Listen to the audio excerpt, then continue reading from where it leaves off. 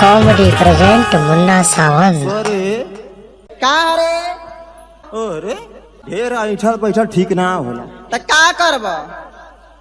हाई steel बाड़ी जो हजारी पजरी लौकत है ना, अच्छा ई कोनो कामे ना आई। ए सुना तारे बाप के ना खाइला। अच्छा आइला हमार देनी रे। अच्छा अच्छा मारब जवल्लात की परान फेंक देबा। परान तो देख ले का रे ढेर घमंड में मत रह। का ना घमंड में हमार बाप के खियावले आवे। आ खियौले बा हइया दहिया हो। हमार बाप खियावले माई सेवा कइले हरे। अरे तो भाई के तनी सेवा कइले हरे। ता बतियावला खावे रे। तो बतिया वाला खाई रे। अरे चल चल बड़ा देखले हैं। तोरा बहुत देखले हई रे। देखले हवे रे। अब ना बोले बेउखी में काय बेरहरी में जे मोसे के तनी तोर माई सेवा कइले है। हमार माई हाँ। हमारे माई के तोर माई पाई। आ तो हमारे माई के तोर माई पाई आई। चुप रहा पर मुंह ना देखा था। ताय अपन मुंह ना देखे बन रहे खेत लियर। चुप रहा लोग पियाना कलाई का लोग पियाना चुप रहा। पियाना कले का पियाना। हाँ रे अब ऐसा ना मैं मोर ससुरो रहला। अब तोर खानदान से मुझसे क्या मतलब? हां हां तो नहीं की बेटी ना हई। हम तोर बात ना सुनब। काहे ने सुनबी? हमार दादा मैं हमार सेवा कैले हमें। के तनी कइले हम बताए है जनता के सामने। हम जनता से बताई। हाँ? तो तू कैसे बताई? हम ए पंचन से बताई। तू पंचन से बताई हम जनता से बताई। हां पंच और जनता दूठे हो ना का रे? नहीं हई जन मेहरारू हई। अच्छा तो मेहरारू के सुना। आपने सखी लोग से बताई। आ हम मर्दन के सुनाई। ए सखी लोगन हाथ उठावा हमरे ओर से बाड़ू जाना। देखा हमार सखी लोगन हाथ उठा देले बाड़ी। हां ठीक है। अपना हाथ उठवा ला। ए भैया के करी ओर से हवा तनी हाथ उठा दी। हां हाथ उठा लो। आई देखी ले पूरा देखी ले जनता वा हई हरिओम म्यूजिक पूरा हमारी ओर से। ए बुढ़ाऊ ए मारम ना कि तो के बाड़ी लोग जे जल्ला कि ना। ए तकतारा ये लोपिया ना कोनी घरे रहिए नाच देखे मत आइए। चल आइला आंगना में रख ले पिसान। अगर कुकुर जुठार दी लोपिया नु ना तो करे जब मार खले। देख देख पहले हमसे फरिया। हमार बापो के लिए आइले। अरे तो भाई उनहु का मन हुआ बुढ़पुरिया बने कर का मतलब है? प्रेजेंट मुन्ना सावन। ए हमार माई हमार सेवा कैले है। के तनी कइले है बताओ। हमार भाई हां बता। तोरो माई तोर सेवा कैले का रे? अरे का बिना सेवा कैसन भइल हई? तो पहले तू बता।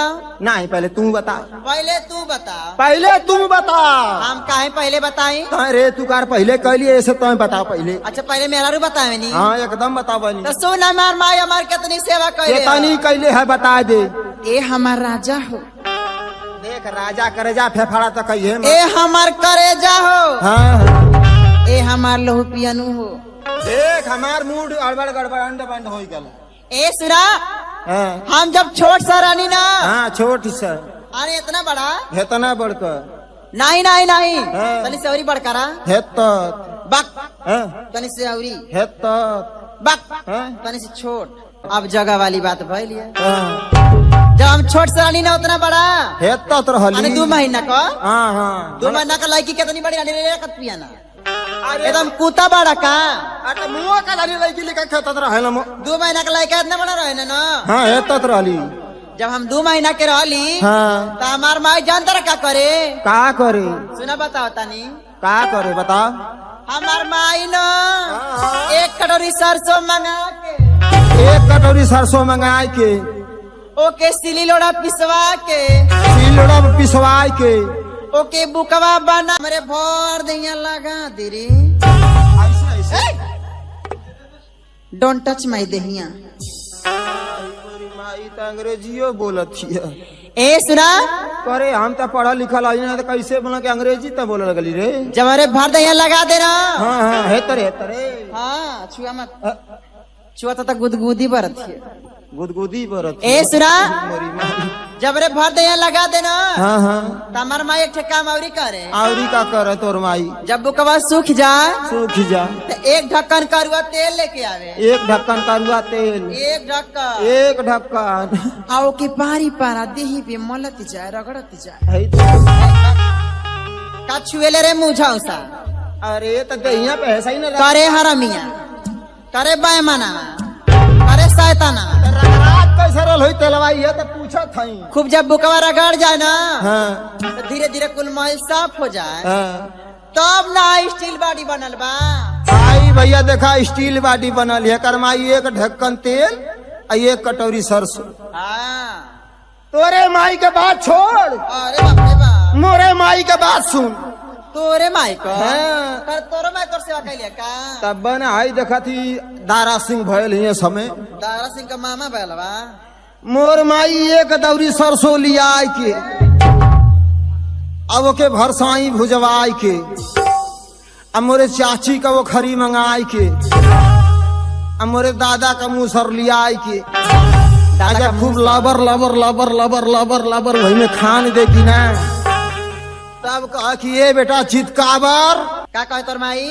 कि ये बेटा चितकाबर हाँ। तब महू कहीं करे माई उज खाल बराबर। आई, तेरी माई।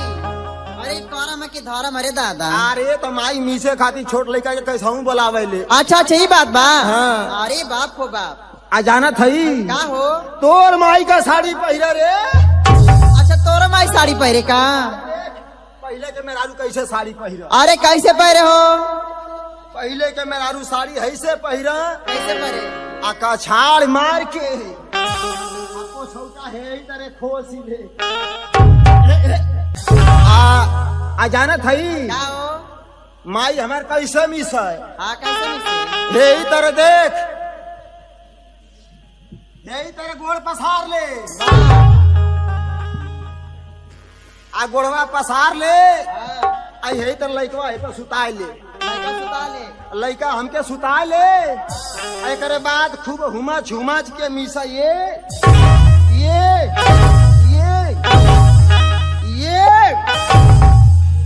फिर एकरे का बाद करे हो? अजाना थई हाँ तोर माई तो एक ढक्कन तेल मंगावे ना। हाँ हाँ हमार माई एक ढक्कन तेल मंगावे। आ मोर माई एक टीना उधार तेल मंगाए के।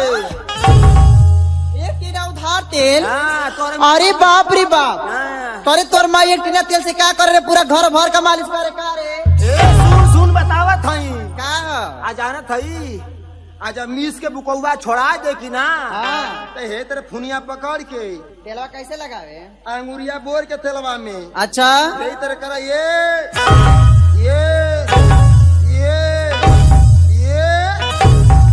आ ये करे बाद जो है ना कि खूब कड़ेर से फूका ये।